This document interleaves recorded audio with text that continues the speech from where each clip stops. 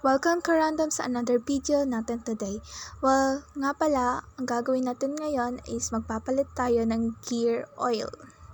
Medyo nahirapan nga pala ako sa pagkalas ng tornilyo sa ilalim kasi sobrang tigas niya. So, nag-ask pa ako ng tulong kay Papa.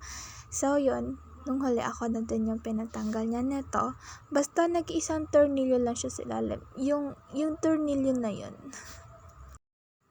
At bago magkalimutan mga karandom, ang motor po na pagpapalitan natin ng gear oil is Mio Soul i115.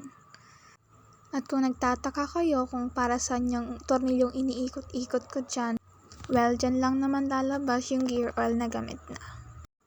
And tada! Ayan po, ang linis pa pala ng gear oil.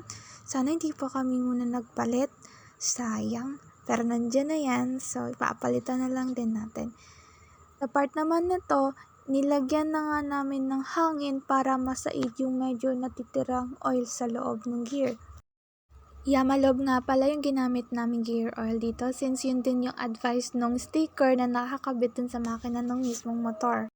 At kung bago ka pa lang dito sa aking YouTube channel, don't forget to hit the like and subscribe button to get the latest update. See ya!